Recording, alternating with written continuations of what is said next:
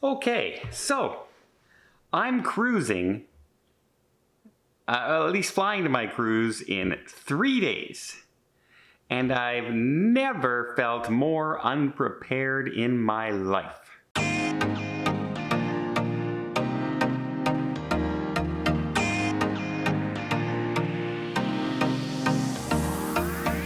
So this Thursday, my son comes over. He moves in for a month because I'm traveling for a month.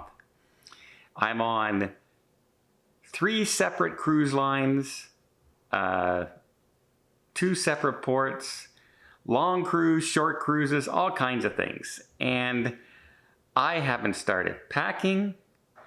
I only have part of my documentation. I seem to be really unprepared. And it's not, now here we go. It's not in my control. Now, here's what that's the things I don't like. I don't like when it's not in my control. So, what do I mean by that? Well, the cruises that I book by myself, I have my documentation ready. I have my proof of vaccines. I have my luggage tags. I have my boarding passes. I filled out all the information that they need online ahead of time. I'm all set. However, 2 of the cruise lines are what we call like introductory cruises. They're made for travel agents, and travel agents go on the ship, do a quick tour, get some courses on board where they're teaching you about the ship and all the new protocols and all the new features of the ship. And they're 2 days. They're just 2 days long. And I'm on 2 of them. 2 of them. And the thing about these cruises is you just sign up for them after you've been invited. And once you've been accepted, they say, congratulations, you've been accepted. We'll send you your information later. And normally that comes, about 2 weeks before the cruise. Well, I'm going to be on a cruise at that time. So I don't have that documentation.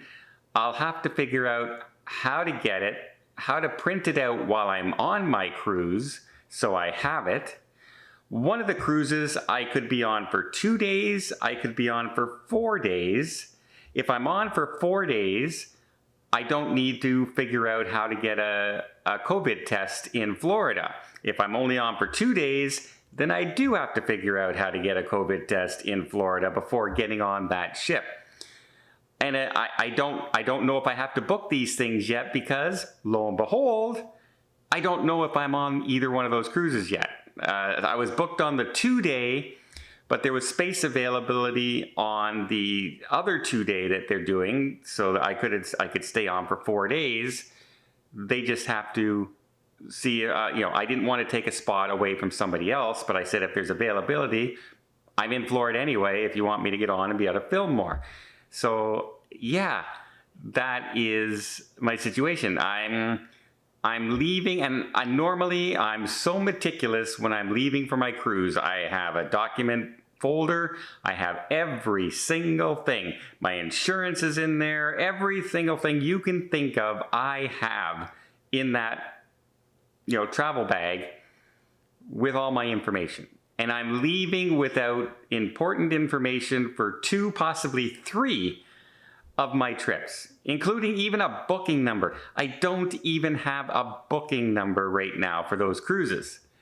So I could end up getting at the port and saying, help, somebody help me. And it doesn't, don't worry about it. They're going to send you an email.